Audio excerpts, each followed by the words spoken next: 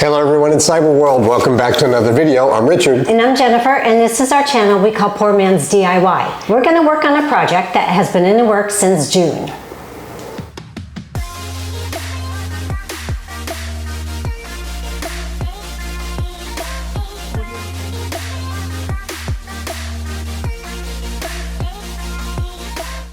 All right, the story behind this, we went on vacation in early June, and somebody got injured and fractured her knee on the way while we were there on the way back home.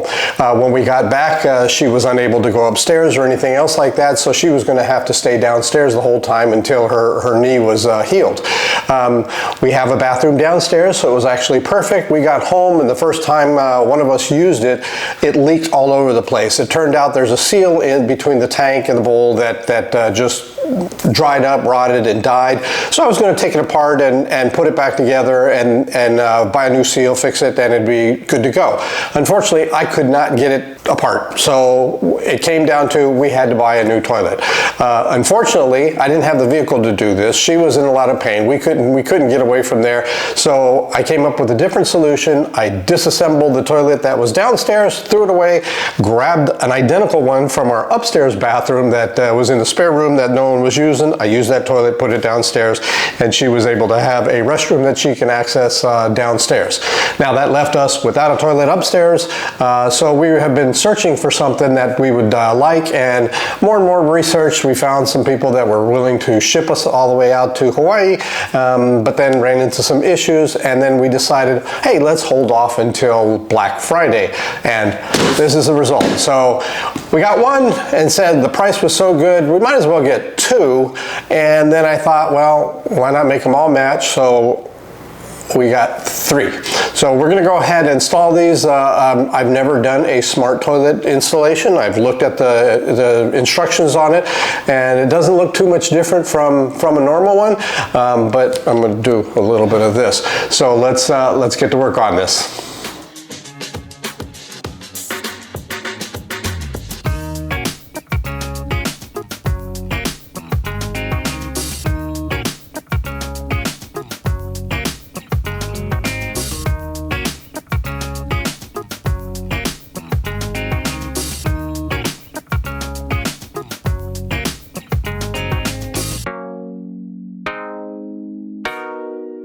All right, before we get started, one of the most important things that we're going to need to do is we need to cut the water to the whole house, because we're going to be disconnecting some hoses, and when doing so, if you don't turn off the water, it's just going to go all over the place.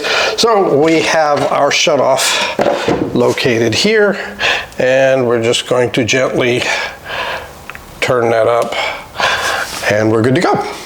Okay, we have the old toilet removed, as I mentioned earlier. We actually removed this several months ago, but we started doing some cleanup on it. Unfortunately, the previous toilet had a bunch of caulk on it. I've been working on this for a whole day. I've applied some caulk remover about 7-8 times, and it still hasn't fully gotten off, but we decided to proceed with installing of the toilet. So what we're going to do first is we're going to replace this here. We're going to take that off and put on the valve that came with the toilet itself. So let's go ahead and start on that. First, let's put this down here, and when we take this off, there's bound to be some water that's going to come out of that. All right, we actually had some problems taking this off originally, and so through a little movie magic, I reattached it just to show you what's going on. This was actually frozen on here before, but all you have to do is you're going to loosen this and then disconnect this, and what you have left here is just a pipe. Okay, so now what we're going to do, right, this actually had a piece on there as well. This is what actually keeps these two pieces tight together and squeezes onto the pipe that it doesn't come apart, because this pipe does not have any threads. So now we're going to replace it with what it came with on our new toilet here, and it has the exact same parts. So doesn't look like we have any more water. So now what we're going to do is install that here. The first thing, we're going to put this on. Oh, by the way, what we had decided when we tested this, this little template shows how far back it's going to sit when it's done. And we identified that by putting on this particular hose with the pipe as it was going to stick out too far and bump into the toilet. So we had to cut this off a bit and make it a little shorter. So now when we do connect this, as such, it's got enough room to clear and the toilet can sit here without any problem. So back to this, the install. First thing here, we're going to install the back side here, the nut. Then we're going to place this little ring on here. And lastly, this will get installed here. And, oh, before I forget, we want to put on tape. I forgot, but I want to put on a little bit of tape first to create a good seal. Alrighty. And alright. Now let's get us try again. Slide that on and tighten. Okay. Now the instructions on here show this to go pointing down, but I'm going to choose to go this way because it'll be much easier to attach the hose onto it rather than trying to come down with a bend down below.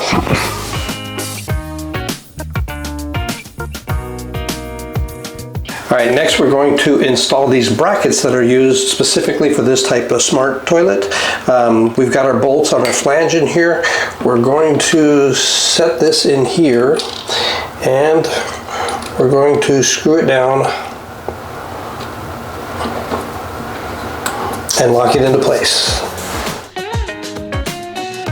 Okay, next we're going to install the wax ring, which is just a matter of just simply placing it right in the middle there. All we have to do now is we take the toilet, we're going to drop it. There's a hole in the bottom of the toilet that's going to fit right over those rings. We're going to just drop it straight on down here and we'll apply pressure so that the wax ring gets sealed to the toilet itself as well. Okay, this opening right here and right here is where the L brackets that we installed on the flange are going to go. So in order to line this up, since I won't be able to see any of that, I placed a little marker showing the center of where that hole is on both sides.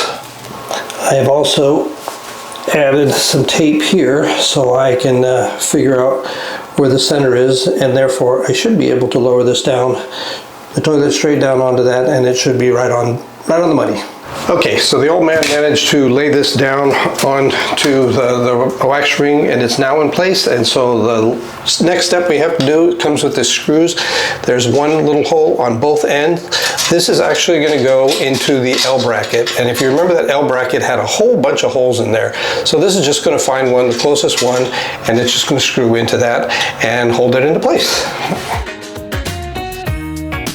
All right, now the last part here is to connect the hose. Okay, for the most part, we're finished installing everything. Now the only thing that we want to do is we want to add some caulk onto the bottom here. There's some great videos out there that I've seen where they give advice of why you would want to caulk and why you don't want to caulk. And what we're going to do is one of these in-between options. You can caulk all the way around it. What that will do is it'll seal this whole thing, but the problem is if there is an actual water leak in between there, you're not going to know about the leak, and so the leak will find its way through whatever crevice it can and it'll start dripping through. So we're only going to caulk all the way to the back. Another reason for it is it's kind of tough to get to the back to caulk anyways, but by not caulking it, if there is a problem with a seal or something else, water's going to come out. Obviously it may not be the cleanest thing, but at least you know you have a problem right away and you can fix it right away as well before it does any more damage to the floor and the ceiling down below. Now, when it comes to caulking, with some practice, you can become good enough where you really don't need to do anything other than you have your caulk gun such as this, and you just apply it straight away, and it comes out really nice. Don't recommend using your finger because it's going to spread it around, and it doesn't look as nice. So what we're going to do is allow us to make it as close to perfect as possible by using some painter's tape, and we're going to leave some space open where the caulk is going to go, and we'll show you how clean that comes out. I think I can actually do this on my own without it, but as we've noticed on this particular black tile, the caulk does not come off, or at least not easily. We're still working on it every day to try and get this clean up, and it's still kind of bad, so I don't want to risk doing it on my own just with the caulk gun and no tape. So to be safe, we're going to put tape, but this is a way for beginners who aren't experienced with caulking, how they can do this and still get a really clean line as well. Let's show you how we do this. Okay, what we're going to be doing here is we're just going to apply tape around the rim here. And what this is going to do is it's going to allow us to put caulk in here and smooth it out, and it doesn't matter how terrible. If it comes off more here, it's okay, because when you peel off the tape, you're going to have a nice clean edge all the way around this thing. I had just found when I first recorded this, I accidentally touched the bowl here somewhere, and it's an automatic flush thing that I wasn't aware of. So that's kind of a neat feature I didn't know. There we go, that's what it is. I guess you can flush by clicking on that.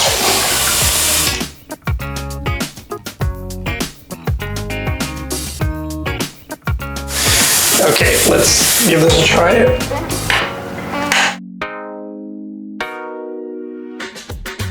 Okay, gonna wet finger here and gently spread that out.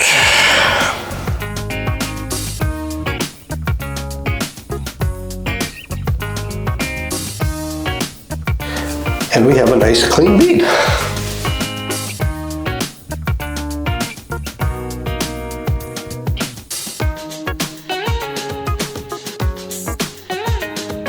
All right, so the installation is done, but the truth is we ran into a little problem. So let me discuss this a little bit. The problem we ran into is there was a defective remote that came with it. The toilet itself, from the very beginning, it has buttons on the side, so even without the remote, it works really well. We've had no problems with it, no leaks, everything's sealed nicely. Installation went well. I really liked it until we came down to using the remote. We tried different batteries, nothing worked, and so I ended up contacting the company. Now, this isn't a dig against the company to say they did a poor job. I got in touch with the customer support, and they were actually very friendly. They were very polite. They tried to have me do some things to troubleshooting. No matter what we did, it didn't work. So they were looking at what options that we had. When they finally determined and agreed that it is the remote that's the problem, they had agreed to ship it to us, a replacement. And so I had, in the meantime, since we ordered 3 of these toilets, I opened up a box of one of the other ones. I took out the remote. Hopefully they were on the same frequency, I thought. Put in batteries on there, took it up to the toilet that we installed, tried it out. It worked like a charm. So definitely the problem was with the remote itself. Meanwhile, the company reached back out to me and said, "We're sorry, we don't ship to Hawaii. Is there a place in the mainland you can send to?" And it was like, "No, I live in Hawaii." So it was like, well, all right, we purchased this from Amazon, and we went back to Amazon and said, "Hey, what can we do? We're just looking to get a remote." And ultimately, they too were very polite. They were trying to be helpful. And the decision, though, is something that I find so bizarre. The solution that they came up with is, "We're going to send you a new toilet." I said, "The entire toilet?" They said, "Yeah, all you have to do is open the box, take out the remote, put in the bad remote, and we'll come and pick it up and take it back." It's like, but it's a 90-pound box. You're going to ship a 90-pound box all the way to Hawaii, which is going to cost an arm and a leg. And then I open it up and ship it back. It's going to be another, I'm sure what they're paying in shipping is going to be more than what we paid for the toilet itself. But no one over there was willing to open up a box and send us the remote, so we have no choice. We now have to wait for the remote. We're actually have to wait for the whole box. That being said, the customer service was good. I wish they had a better solution. It seems just so wasteful to do it the way they did, but they are sending a replacement, so that's a good thing. At this time, I have nothing bad to say about the toilet itself. It seems really nice. I found some features on there that I didn't even know. I guess there's like this touch flush on the side that you can use your foot and touch it, and it flushes. I learned that by mistake when I was trying to put caulking on. Every time my finger or my hand touched the toilet, it started flushing. I couldn't figure out why till I realized there's a sign there that symbolizes that it'll automatically flush if you touch it there. So anyhow, overall, I liked it just as much as she did, I think. And so we have 2 more that we're going to install. We're probably not going to show you on this particular video, but I think things will go much more smoothly this time because we know exactly what to expect. It's definitely different from any toilets that we've installed. It's something that I think anybody can do. This is actually probably a little bit easier than some of the other toilets that we've installed. So with that, we do give this, or at least I do, I give it a thumbs up. Of course. All right.